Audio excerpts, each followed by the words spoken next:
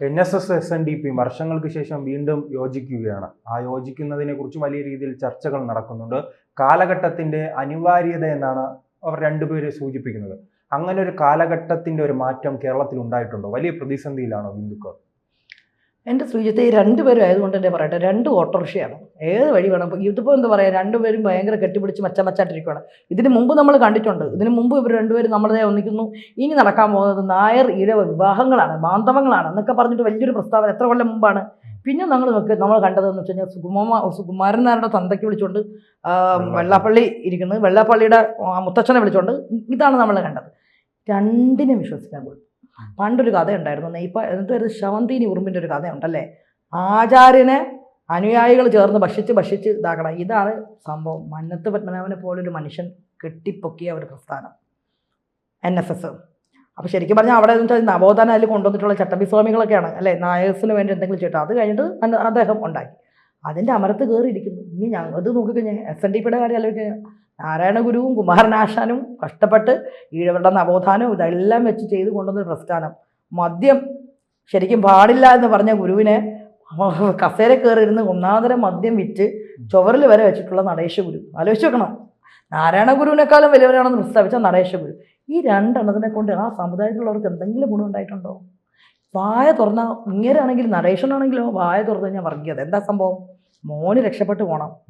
അപ്പൊ അന്നേരം അവിടെ കുറച്ച് പക്ഷേ ഇന്നലെ തന്നെ നാം പരിശോധിച്ചാൽ അറിയാം, സുകുമാരൻ നായർ പറയുന്നത് VD സതീശൻ എന്റെ തിണ്ണ നിറങ്ങിയിട്ടുണ്ട്, ഇലക്ഷൻ സമയത്ത് അദ്ദേഹം ഈ തിണ്ണയിൽ വന്നിരുന്നു എന്ന് പറയുന്നത്. പക്ഷെ ഈ വൈകുന്നേരം ആയപ്പോൾ ഈ സ്വന്തം പാർട്ടിയിലെ നേതാവിനെ, പ്രതിപക്ഷ നേതാവിനെ, കോൺഗ്രസ്സുകാരനെ വിമർശിച്ചിട്ട് ആദ്യം ഓടിയെത്തുന്നതാണ് കോൺഗ്രസിന്റെ മുതിർന്ന നേതാവായ കൊടിക്കുന്നിൽ സുരേഷ്. അവിടെ എത്തുകയാണ്. ഈ രാഷ്ട്രീയക്കാർ തന്നെയാണല്ലോ ഇവരെ പിന്തുണയ്ക്കുന്നത്. അതാ പറഞ്ഞ നമ്മൾ ആസനത്തിൽ ആല് കൃത അത് ഭയങ്കര തണലെന്ന് പറഞ്ഞിരിക്കുന്നത് നമ്മുടെ പൊളിറ്റിക്കൽ പാർട്ടീസിലെല്ലാം പരസ്പരം. ശരിക്കും ഇവർ ഈ സമുദായ നേതാക്കൾ VD സതീശനെ വിമർശിച്ച് മണിക്കൂറുകൾക്കകം തന്നെ മീഡിയാസിനെ കണ്ടപ്പോൾ ഇയാൾ ഓടിപ്പോയി. ആളാന്നിട്ട് തിരിച്ചു വരികയും ചെയ്തു. അതാണ്. അപ്പൊ NSSന്റെ വോട്ട് വേണം. NSSന്റെ പക്ഷേ ഈ വർഷം എനിക്ക് തോന്നുന്നില്ല NSSും രണ്ടുപേരും NSS ആയിക്കോട്ടെ SNDP ആയിക്കോട്ടെ പിണറായി വിജയൻ സിന്ദാബാദ് എന്ന് പറഞ്ഞിരിക്കുവാണ്. ഈ ശബരിമല പോലൊരു കൊള്ള നടന്നിട്ട് മുരാരി ബാബു NSSന്റെ സംഭവം പുള്ളിക്കാരനെ നേരെ വിട്ടാണ് മിണ്ടാണ്ടിരുന്നു. ഇത്രയും വലിയൊരു കൊള്ള നടന്നിട്ട് വലിയ പ്രസ്താവിച്ചു, ഇദ്ദേഹം എന്തെങ്കിലും പ്രസ്താവിച്ചു. ഇന്നലെ BJPക്കെതിരെ ഭയങ്കര പ്രസ്താവനയൊക്കെ നടത്തിയല്ലേ, സുരേഷ് ഗോപിനെയൊക്കെ വെല്ലുവിളിക്കുന്നുണ്ടായിരുന്നു. ഇതുങ്ങൾ ശരിക്കും പറഞ്ഞാൽ എനിക്ക് കോമഡിയാണ്. ഇവർ രണ്ടുപേരും സമുദായത്തിൻ്റെ നേതാക്കന്മാർ. ഇവർക്ക് വില കൊടുക്കണ പുതിയ ജനറേഷനിലെ പിള്ളേരൊന്നും എനിക്ക് തോന്നുന്നില്ല. ഇപ്പം ഈ വെള്ളാപ്പള്ളി നടേശൻ പറഞ്ഞു കഴിഞ്ഞാൽ അതുപോലെ കേൾക്കണ ആരെങ്കിലും ഉണ്ടോ? ഞങ്ങൾക്കൊക്കെ ഭയങ്കര കോമഡിയാണ്. വെള്ളാപ്പള്ളി എന്ന് പറയുമ്പോഴേ കോമഡിയാണ്. കാരണം ഓട്ടോറിക്ഷ പോലെയാണ്, എങ്ങോട്ടാ പോകണം, എങ്ങനെ പോയി കഴിഞ്ഞാലും ഉപദ്രവമാണ്, സമുദായത്തിന് ഉപദ്രവമാണ്. കാരണം സമുദായത്തിൻ്റെ ഫണ്ട് എടുത്തിട്ട് സമുദായത്തിലെ ആൾക്കാർക്ക് എന്തെങ്കിലും പാവപ്പെട്ട എത്രയോ ജോലിയില്ലാത്ത ഇഴവ മനുഷ്യരുണ്ട്. നമ്മൾ ഈ ഭക്ഷണം കൊണ്ടൊക്കെ ഓരോ വീടുകളിൽ പോകുമ്പോൾ നമുക്ക് അറിയാവുന്നതാണ്, കഷ്ടപ്പെടുന്ന മനുഷ്യരാണ്. അപ്പോൾ ചോദിക്കും SNDPയുടെ ശാഖയെന്ന് തിരിഞ്ഞു പോലും നോക്കാറില്ല. വന്നിട്ട് 2-3 മറ്റേ ആ പാട്ടുണ്ടല്ലോ അത് വന്ന് ചൊല്ലിയിട്ട് പോയിരുന്നു. ഇവിടെ രോഗം പിടിച്ച് കിടക്കുവാണ്, അതായത് മരുന്നിനോ ഫണ്ട് അങ്ങനെയൊന്നുമില്ല. പക്ഷെ നേരെ പറഞ്ഞാൽ ചിട്ടി മൈക്രോ ഫിനാൻസ് അങ്ങനെയെന്ന് പറഞ്ഞു കഴിഞ്ഞാൽ അങ്ങനെയുണ്ട്, അതിനാണ് ആ ശാഖ. ഇനി നമുക്കിവിടെ NSSൻ്റെ ഉണ്ട്. പക്ഷേ NSSൻ്റെ കുറച്ച് പേര് ചെയ്യുന്നുണ്ട് കേട്ടോ. കാരണം NSSൻ്റെ അത് തീരെ ഗതിയില്ലാതിരുന്ന കുറച്ച് മനുഷ്യർക്ക്, നമുക്കൊരു കിഡ്നി പേഷ്യൻറ്റിൻ്റെ ഒരു ഇതുണ്ട്, അവർക്ക് മാസം തോറും അവർ NSSൻ്റെ എന്തൊക്കെയോ കൊണ്ടുവന്ന് കൊടുക്കുന്നു എന്നുള്ള കാര്യങ്ങൾ നമ്മൾ അറിയുന്നുണ്ട്. അതൊക്കെ സംഘടന ചെയ്യണമെങ്കിൽ വലിയ കാര്യം, കാരണം അതിൽ നല്ല മനുഷ്യരുള്ളതുകൊണ്ട്. പക്ഷെ തലപ്പത്ത് കയറിയിരുന്ന ഈ പുള്ളിക്കാരൻ കാണിച്ചു കൂട്ടുന്നത് ഭയങ്കര പ്രശ്നമാണ്. പിന്നെ ഇവർ ഒന്നിച്ചു കഴിഞ്ഞാൽ, സത്യം പറഞ്ഞാൽ ഈ രണ്ട് സമുദായം ഒന്നിച്ചു കഴിഞ്ഞാൽ ഇവിടെ വോട്ട് ബാങ്ക് പ്രീണനം ആ രാഷ്ട്രീയമൊക്കെ നിൽക്കും. ഹിന്ദുക്കൾക്ക് എന്നുവെച്ചാൽ ഒരുമിച്ച് കൊണ്ടുപോകാൻ പറ്റുന്ന രണ്ട് സംഘടനകളാണ് കേട്ടോ സമുദായത്തിൻ്റെ. പക്ഷെ ഇവര് പ്രശ്നം എന്ന് വെച്ച് കഴിഞ്ഞാൽ ഇവന്മാർക്ക് രണ്ടിനും പറഞ്ഞു വരുന്നത്, ഇവർ രണ്ടുപേരും ഒന്നിച്ചാൽ ഹിന്ദുവിന്റെ പകുതി പ്രശ്നങ്ങൾ അവസാനിക്കും. തീർച്ചയായിട്ടും. അതിൻ്റെ കൂടെ തന്നെ ഒരു ദളിതിൻ്റെ ഇതൊരു വിങ്ങും കൂടെ വന്നിട്ട് അവരിൽ ഒരുപാട് പേരുണ്ടല്ലോ, അവരിലും ഒരുപാട് വിശ്വാസി അങ്ങനത്തെ ആൾക്കാരും കൂടെ ചേർന്നൊരു മൂവ്മെൻറ്റ് തുടങ്ങുവാണെങ്കിൽ, ഹിന്ദു എന്ന് പറഞ്ഞാൽ ആ ഒരു മൂവ്മെൻറ്റ് തുടങ്ങുവാണെങ്കിൽ സത്യം പറഞ്ഞാൽ ആ മുതലെടുപ്പ് രാഷ്ട്രീയം മാറും. യഥാർത്ഥ ഹിന്ദു എന്താണെന്നുള്ള കാര്യങ്ങൾ ബാക്കി നമ്മൾ വളരെ അങ്ങനെയാണല്ലേ ഈ സംഘടിത ന്യൂനപക്ഷം ഈ ചിതറി നിൽക്കുന്ന ഹിന്ദുവിന് മേൽ ഭരണം നടത്തുന്നതാണ് നാം നിലവിൽ കാണുന്നത്. നമ്മൾ സത്യം പറഞ്ഞാൽ ഇവിടെ നമ്മൾ ഒരു അതെന്നല്ല, പക്ഷെ സത്യമാണ് ഇവിടെ സംഘടിത ഹിന്ദുക്കളെ പല രീതിയിലേക്ക് കൊണ്ടുപോകുന്നതും, ദളിതരെന്ന് പറയുമ്പോൾ മറ്റവരുടെ അങ്ങനെ കുറേ ചേരികളിലേക്ക് പോകുന്നുണ്ട്. പക്ഷെ ഇവിടെ സംഘടിത ഹിന്ദുക്കൾ ഒരുമിച്ച് വന്നു കഴിഞ്ഞാൽ, അതാണ് ഞാൻ പറഞ്ഞത്, ഈ രണ്ട് പ്രബല സമുദായങ്ങൾ ഒന്നിച്ചു കഴിഞ്ഞാൽ അതിൻ്റെ കൂടെ ദളിത് അങ്ങനത്തെ അതും കൂടെ നമ്മൾ യോഗക്ഷേമേനൊന്നും പറഞ്ഞിട്ട് കാര്യമില്ല, വളരെ എണ്ണാവണ കുറച്ച് പേരല്ലേ ഉള്ളൂ. നമുക്ക് പറയുമ്പോൾ അവരുടെ തോളിൽ കയറാം അല്ലേ. എത്ര പേരുണ്ട്? നമ്പൂതിരി സഭ എന്നൊക്കെ പറഞ്ഞ് ആരാ ഉണ്ട്? വളരെ കുറച്ച് പേര്, പക്ഷെ പ്രബലരാണ്. ഒരു ജില്ല തന്നെയുണ്ട് ഈഴവാസിന് വേണ്ടി, കൊല്ലം തൊട്ടങ്ങനെ. പിന്നെ അപ്പുറത്ത് NSS പ്രബലരാണ് ഇവർ രണ്ടും. തിരുവനന്തപുരത്തൊക്കെ നമുക്ക് NSS വോട്ട് എത്രത്തോളം ശക്തമാണെന്ന് നമ്മൾ കണ്ടതാണ്. ഇവർ ഒരുമിച്ച് നിന്ന് കഴിഞ്ഞാൽ സത്യം പറഞ്ഞാൽ ഹിന്ദു ഐക്യം എന്നുള്ളൊരു സംഭവം നടക്കും. പക്ഷെ തല നിറയെ രണ്ടുപേർക്ക് ഈഗോയാണ്. ഈഗോ നിറച്ച് വെച്ചിട്ടുള്ള മനുഷ്യരാണ്. പിന്നെ രണ്ടുപേരുടെയും വിചാരം എന്ന് വെച്ച് കഴിഞ്ഞാൽ ഒരു പാട്ടുണ്ട്, എന്തോ പറയുമല്ലോ, എന്തോന്ന് മേൽക്കൂര താങ്ങണ പല്ലിയായി, അതാണെന്നാണ് വിചാരം. ഞങ്ങളില്ലെങ്കിൽ ഇവിടെ ഇല്ല. പക്ഷെ അല്ലാണ്ട് ഇവർ ഈ സംഘടനയെ തലപ്പത്തിരുന്ന് നല്ല രീതിയിൽ നയിച്ചു കഴിഞ്ഞാൽ, വെള്ളാപ്പള്ളി എന്ന് പറയുമ്പോൾ ചില സമയം സത്യമൊക്കെ വിളിച്ച് പറയും കേട്ടോ, ചില സമയങ്ങളിൽ ഓരോന്ന് വിളിച്ച് പറയും, പേടിയൊന്നുമില്ല ആരെയും, പറയാനുള്ളതൊക്കെ പറയും. മറ്റതെന്ന് പറയുമ്പോൾ ഒരു സമദൂരമാണ്, ഇങ്ങനെ പഴമൊഴുങ്ങിയാണ്. പക്ഷെ ഇതങ്ങനല്ല, കുറച്ചൊക്കെ പറയേണ്ട, ആരെയും ഭയമൊന്നുമില്ല. പറയണത് വൃത്തികട നാക്കെടുത്ത ഇതൊക്കെ ആണെങ്കിലും ചിലപ്പോഴൊക്കെ ചിലതൊക്കെ പറയും. കാരണം കേരളത്തിൽ നടക്കുന്ന കുറേ ഈ മലപ്പുറം പരാമർശത്തെ എങ്ങനെ നോക്കിക്കാണുന്നു? അല്ല, അതൊക്കെ പുള്ളിക്കാരനെന്ന് വെച്ച് കഴിഞ്ഞാൽ മലപ്പുറം FNDPക്കൊക്കെ എന്തോരം സ്കൂൾസ് ഉണ്ട്, സത്യമല്ലേ ശ്രീത്തെ? ഇപ്പം മലപ്പുറത്ത് മാത്രം കണ്ടാൽ അവർക്ക് തന്നെ. പക്ഷെ അതങ്ങനെ നോക്കിക്കഴിഞ്ഞാൽ മൊത്തത്തിൽ ഒരു ലിസ്റ്റൊക്കെ വന്നു കഴിഞ്ഞാൽ പുള്ളി മിണ്ടാണ്ടിരിക്കാനാണ് നല്ലത്. കാരണം വെച്ച് കഴിഞ്ഞാൽ ഈ സമുദായം എന്ന് പറഞ്ഞ് ഈ എത്രയോ സ്കൂളുണ്ട് നമ്മുടെ SN ട്രസ്റ്റിൻ്റെ കീഴിൽ. ഇപ്പോൾ SN ട്രസ്റ്റിൻ്റെ സ്കൂളിൽ പല സ്കൂളും പൂട്ടി തുടങ്ങി. അതെന്തുകൊണ്ടാണ്? പിടിപ്പുകേട് കൊണ്ടാണ്. ഉള്ള സ്കൂൾ പോലും നല്ല രീതിയിൽ കൊണ്ടുപോകാൻ പറ്റുന്നില്ല പുള്ളിക്കാരന്. കാരണം എന്തുകൊണ്ട്? ആ ട്രസ്റ്റ് എന്നുള്ള പേര് എഴുതിയിട്ട് മൊത്തം കുടുംബ നിക്ഷേപമാക്കി മാറ്റി. ഇപ്പം നമുക്ക് നോക്കാം, SN ട്രസ്റ്റിൻ്റെ കീഴിലുള്ള ഒന്നും ലാഭമല്ല. അതൊന്നും കണ്ട മുസ്ലിംസിൻ്റെ കുറ്റമല്ലല്ലോ. ഈ മലപ്പുറത്ത് പോയി കഴിഞ്ഞാൽ മുസ്ലിംസിൻ്റെ പേരിലുള്ള ട്രസ്റ്റും സ്കൂൾസ് ഒന്നും വേണ്ട, മുസ്ലിംസിൻ്റെ പേര് പറയുന്നുണ്ട്. ഇവിടെ വേണ്ടത് പ്രോമിനൻ്റ് ആയിട്ട് ക്രിസ്ത്യൻ സഭകളുണ്ട്. സഭകൾക്കുള്ള സ്കൂൾസും കോളേജസും അത് നമ്മൾ നോക്കണം.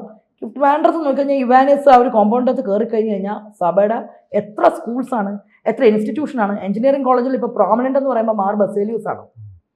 അങ്ങനെ ഒരുപാട് ഇൻസ്റ്റിറ്റ്യൂഷൻസ് ഉണ്ട്. പക്ഷെ ആ നിലവാരത്തിൽ എന്തുകൊണ്ട് ഒരു SN കുട്ടിയെ അവിടെ LKG ചേർത്താൽ മാത്രം മതി, പിന്നീട് അതിൻ്റെ അകത്ത് തന്നെ കോളേജ് ഉണ്ട്, എഞ്ചിനീയറിംഗ് എല്ലാം, പിന്നെ പഠിച്ചിറങ്ങിയാൽ മതി അവിടെ. നമുക്ക് പ്രോമിനൻ്റ് ആയിട്ട് എത്ര SN സ്കൂൾസും ഇതും ഉണ്ടായിരുന്നു. എന്താ കാര്യം എന്നറിയോ? ഒന്നാമത് SN സ്കൂളുകളിൽ ശമ്പളം കൊടുക്കൂല. മറ്റത് അങ്ങനെയൊന്നുമല്ല, നല്ല ശമ്പളമൊക്കെ കൊടുത്ത് നല്ല ആൾക്കാരെ കൊടുത്ത്. ഇത് സ്വന്തം സമുദായത്തിലുള്ള ആൾക്കാർ കാശില്ലാതെ ഇരുന്ന് കരഞ്ഞാലും ചെമ്പഴന്തി പോലെ ഒരു SN കോളേജുണ്ട്. ഞാനൊക്കെ UGC നെറ്റും എല്ലാം ഉള്ളതാണ്. നമ്മളന്ന് ഇത് കിട്ടിയിട്ട് കോളേജ് ഇത് ചെന്ന് കഴിഞ്ഞപ്പം നമ്മളോട് അന്ന് അക്കാലത്ത് പറഞ്ഞത് 38-40 ലക്ഷം രൂപയാണ്. ആ പൈസ വെച്ചോടെ ഇരിക്കാൻ പറഞ്ഞു. കാരണം സമുദായത്തിലുള്ളവർക്ക് ഉപകാരമില്ല, കാശ് മേടിച്ചിട്ട് കൊടുക്കും. അപ്പം നല്ല ബ്രെയിൻ തലയുള്ള ആൾക്കാരൊന്നും അവർക്ക് വേണ്ട, കാശ് മേടിച്ചിട്ട് നോക്കണം. SN ട്രസ്റ്റിൽ ഈഴവരാണോ ഉള്ളത്? ആ സ്കൂളിൽ വർക്ക് ചെയ്യണ കാശ് ആരുണ്ട്? ബാക്കി സമുദായക്കാരെ കയറ്റിയിട്ടുണ്ട്. പിന്നെ ഇവരെന്ത് ഉദ്ധാരണമാണ് ഇതേതാണ് NSSൽ. പക്ഷെ ഒരുപാട് നായകസിന് അവർ കൊടുക്കുന്നുണ്ട്, പ്രിവിലേജ് കൊടുക്കും. പക്ഷെ ഇതാണ് പ്രശ്നങ്ങളുള്ളത്. അപ്പോൾ എഡ്യൂക്കേഷൻ സിസ്റ്റം മാറിയിട്ടുണ്ട്. NSS സ്കൂൾസ് ആയിക്കോട്ടെ, ഇപ്പോൾ SN സ്കൂൾസ് ആയിക്കോട്ടെ, കുറേ അധ്യാപകരെ കയറ്റിയിട്ട് അവിടെ അവർ ട്രൂ ആയിട്ട് പണം വാങ്ങി തന്നെയാണ് 5 ലക്ഷം 10 ലക്ഷം തന്നെയാണ് സ്കൂളുകൾ. പക്ഷെ അന്നേരം ഗ്രാൻഡ് വാങ്ങണം. ഇവിടെ നമുക്ക് RKD എന്ന് പറഞ്ഞൊരു NSSൻ്റെ നല്ലൊരു സ്കൂളുണ്ട് കേട്ടോ. വളരെ പണ്ട് നല്ലൊരു സ്കൂളായിരുന്നു. ഇന്ന് ആ സ്കൂളിൻ്റെ അവസ്ഥയുണ്ട്. ടീച്ചേഴ്സൊക്കെ ഉണ്ട്, പഠിപ്പിക്കുന്നതിൻ്റെ അല്ല പ്രശ്നം. അതിൻ്റെ അകത്ത് ഇൻഫ്രാസ്ട്രക്ചർ ഒന്നുമില്ല. ഫണ്ടൊക്കെ കൃത്യമായിട്ട് കിട്ടുന്നത് എവിടെ പോകുന്നുണ്ട്? ഇത് ക്വസ്റ്റ്യൻ ചെയ്യാൻ ആളില്ല. ഇത് തന്നെയാണ് SNൽ വന്നിട്ടുണ്ടായിരുന്നത്. നേരെ മറിച്ച് അവിടെയൊക്കെയാണ് നമ്മൾ നോക്കേണ്ട. ബാക്കി ഇപ്പം നമ്മൾ ക്രിസ്ത്യൻ മാനേജ്മെൻറ്റ് ആയിക്കോട്ടെ, മുസ്ലിം മാനേജ്മെൻറ്റ് കോളേജസ് സ്കൂൾസ് ആയിക്കോട്ടെ, ഇൻഫ്രാസ്ട്രക്ചർ ബെസ്റ്റ് ആയിരിക്കും. അപ്പം അങ്ങനെയുള്ളിടത്ത് ആൾക്കാർ ഓടി എത്തുകയും ചെയ്യും. അതിന് നമ്മൾ അടുത്ത് കറിഞ്ഞിട്ട് കാര്യമില്ല. അപ്പോൾ പുള്ളിക്കാരൻ്റെ പ്രശ്നം എന്താണെന്ന് വെച്ച് കഴിഞ്ഞാൽ പുള്ളിക്കാരന് ഒട്ടനിറയെ ഈഗോയും അതിൻ്റെ കൂടെ എങ്ങനെയൊക്കെ പിടിച്ച് നിൽക്കണം. അതിനിപ്പോൾ ശരിക്കും തോന്നിയിട്ടുണ്ട് എനിക്ക്, ഈ ഒരു ഇടതുപക്ഷത്തിന് അടുത്തൊരു അധികാരത്തിൽ കൊണ്ടുവരേണ്ട ഒരു, കാരണം മൈക്രോ ഫിനാൻസ് എന്തോ കാണിച്ച് പേടിപ്പിച്ച് വെച്ചിട്ടുണ്ടെന്ന് തോന്നുന്നു പിണറായി വിജയൻ. അതുകൊണ്ടാണ് ഇവിടെ കയറിയിരുന്ന് ഭയങ്കര താങ്ങി പോണത്. അന്നേരം മോൻ അവിടെ മാളിൽ നിൽക്കണം, മോനും പിടിച്ച് നിൽക്കണം. അല്ലാതെ എനിക്ക് തോന്നുന്നു BJPക്ക് ഈ ഒരു ഈഴവ അവിടെ ഒരു ഇതുണ്ടല്ലോ, കുടം ആയിരുന്നല്ലോ ചിഹ്നം, എന്തായിരുന്നു? അതുകൊണ്ട് ഏതെങ്കിലും ആളില്ലേ നമ്മുടെയൊക്കെ അവിടെ കുടം നിന്നിട്ട് പാവ പുള്ളിക്കാരൻ ആരും പോലും അറിഞ്ഞൂടോ. അപ്പം അങ്ങനെയുള്ളൊരു BDJS അവരുടെ കൂടെ പോയാലും പോലും, ഇന്നിപ്പോൾ ഈഴവർ കൂടെ പോയാലും പോലും BJP വളർന്നു കഴിഞ്ഞു. അത് അപ്പനറിയാം. അപ്പം അപ്പൻ എന്താ ചെയ്യണം? മോനെ ഒന്ന് പിടിച്ചൊക്കെ നിർത്തണമെങ്കിൽ 2-3 മുഴുത്ത വർഗീയ പരാമർശിച്ച് കൊടുത്താൽ അത് ഏറ്റുപിടിക്കുമെന്നറിയാം. വർഗീയത കിട്ടിക്കഴിഞ്ഞാൽ ഏറ്റുപിടിക്കുന്നത്. അതാണ് ഇവിടെ നടക്കുന്നത്. അല്ലാണ്ട് പക്ഷേ അവിടെ NSS ആണെങ്കിൽ ഇവിടെ സമദൂരം വെച്ചിട്ട് പോവുകയാണ്. പക്ഷേ ഇവർ 2 പേർക്കും ഈ മുരാരി ബാബുവിൻ്റെ ഇടപെടലും ഒക്കെ ഫണ്ട് കിട്ടിക്കാണും. അതുകൊണ്ടാണ് ഇപ്പം പിണറായി വിജയനെ താങ്ങി നിൽക്കുന്നത്. ഈ 3ാം പിണറായി സർക്കാർ കൊണ്ടുവരുന്നതിനപ്പുറം വേറൊന്നും ഈ ഒരു സ്നേഹം കൊണ്ടൊന്നുമില്ല. ഇവർ ആ സർക്കാരിനെ കൊണ്ടുവന്ന് കഴിഞ്ഞിട്ട് ഇലക്ഷൻ മാക്സിമം ആ രീതിയിൽ, പക്ഷെ എനിക്ക് തോന്നുന്നില്ല ജനങ്ങൾ ഇവർ നേതാക്കന്മാർ പറഞ്ഞു എന്ന് പറഞ്ഞിട്ടുണ്ട്. കുറച്ച് പേര് ഇടുമായിരിക്കും, അല്ലാതൊന്നുമില്ല. അത് കഴിഞ്ഞിട്ട് വീണ്ടും നോക്കിക്കോ, പരസ്പരം ഉൾട്ടാ പോയിട്ട് ഇവിടെ ഒരിക്കലും ഹിന്ദു ഐക്യം സംഭവിക്കാനും പോകില്ല. കാരണം അങ്ങനെ ഹിന്ദു ഐക്യം സംഭവിച്ചു കഴിഞ്ഞാൽ ഈ സമുദായ നേതാക്കന്മാർക്കും അവിടെ അജണ്ട നടക്കത്തില്ല. ഹിന്ദു ഐക്യം എന്നുള്ളൊരു സംഭവം വന്നു കഴിഞ്ഞാൽ ഈ നമ്മൾ പറയുമല്ലോ, സുകുമാരൻ നായരുടെ നോക്കിക്കഴിഞ്ഞാൽ കുടുംബം മൊത്തം എവിടേക്കോ കയറ്റി വെച്ചേക്കണമെന്ന് പറയും. മൊത്തം കുടുംബത്തിനെയും ട്രസ്റ്റിലാക്കി വെച്ചിട്ടുണ്ട്. അവിടെയോ മറ്റത് കുടുംബ ട്രസ്റ്റാക്കി, നടേശഗുരു ട്രസ്റ്റായി. SNDP എന്ന് പറഞ്ഞു കഴിഞ്ഞപ്പോൾ നടേശഗുരു ട്രസ്റ്റാക്കി മാറ്റി. എനിക്ക് തോന്നില്ല. പക്ഷേ ഇതിൻ്റെ മുന്നിൽ നയിക്കാൻ നല്ല 2 ആൾക്കാർ വരുവാണെങ്കിൽ ഈ ഹിന്ദു ഐക്യം സാധ്യമാകും. ഇവരെ മാറ്റണം.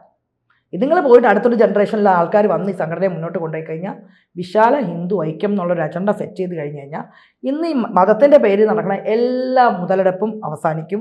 ബ്യൂട്ടിഫുള്ളായിട്ട് ഒരു സനാതന ധർമ്മം മുന്നോട്ട് പോകും. അതൊരു മൂവ്മെൻറ്റ് തന്നെ ആയിരിക്കും. ശരിക്കും ഒരു പുതിയ ഒരു യുഗത്തിൻ്റെ ഒരു തുടക്കം വരും. കാരണം ഈ ഒരു മതം പറഞ്ഞുള്ള മുതലെടുപ്പുകൾ നിൽക്കും. ശരിക്കുമുള്ള ഒരു ഹിന്ദു ഐക്യം സംഭവിക്കുകയും ചെയ്യും. ഹിന്ദു ഐക്യം എന്ന് പറയുമ്പോൾ എല്ലാവരുടെയും ഒരു വിചാരമാണ്. ഇപ്പുറത്തുള്ളവർ പറയും ഹിന്ദു ഐക്യം വന്നു കഴിഞ്ഞാൽ ഒന്നുമല്ല. ഹിന്ദു ഐക്യം വന്നു കഴിഞ്ഞാൽ ഹിന്ദുക്കളുടെ കാര്യങ്ങൾ ഭംഗിയായിട്ട് മുന്നോട്ട് പോകും, അല്ലേ? ഇന്ന് വരെ ഹിന്ദു ഐക്യം ഉണ്ടായിരുന്നു, മറ്റു മതങ്ങൾ ഇതാക്കാൻ പോയോ? ഈ പണ്ടേ ഹിന്ദു ഐക്യം ഉണ്ടായിരുന്ന ഒരു രാജ്യത്തായിരുന്നു മറ്റു മതങ്ങൾ വന്നിട്ട് അവരുടെ ആധിപത്യം സ്ഥാപിച്ചത്.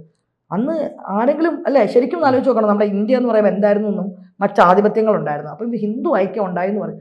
അന്നും എന്തായിരുന്നു, ശരിക്കും ഐക്യം ഇല്ലാത്തത് കൊണ്ട് തന്നെയാണ് ഇവരിങ്ങനെ വന്ന് അധിനിവേശമൊക്കെ ഉണ്ടായത്, പ്രശ്നങ്ങൾ. പക്ഷെ ഇനി കഴിഞ്ഞത് കഴിഞ്ഞു, അധിനിവേശങ്ങൾ വന്നു, മറ്റ് മതങ്ങളുണ്ടായി, ഇനിയുള്ള മതങ്ങളായി. പക്ഷെ മറ്റൊരു മതത്തിന് നമ്മുടെ മതത്തിന്മേൽ കടന്നു കയറാൻ അജണ്ട സെറ്റ് ചെയ്യാനായിട്ട് സമ്മതിക്കാതിരിക്കണമെങ്കിൽ ഹിന്ദു ഐക്യം വേണം.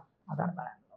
അതിന് ഈ 2 സംഘടനകളും ഒന്നിക്കേണ്ടത് കാലഘട്ടത്തിൻ്റെ ആവശ്യമാണ്. പക്ഷേ സങ്കടകരമായിട്ടുള്ള വസ്തുത, ഈ ഒരു ഗിമിക്സിനപ്പുറം 2 ഈഗോകൾ മുന്നോട്ട് കൊണ്ടുപോകും. ചേരുമെന്ന് എനിക്ക് തോന്നുന്നില്ല. ചേർന്നിരുന്നെങ്കിൽ വളരെ നല്ലതെന്നേ പറയാനുള്ളൂ. കൂടുതൽ വാർത്തകളും വിശേഷങ്ങളും നിങ്ങളിലേക്ക് എത്താൻ ABC മലയാളം സബ്സ്ക്രൈബ് ചെയ്യുക, ബെൽ ബട്ടണും അമർത്തുക.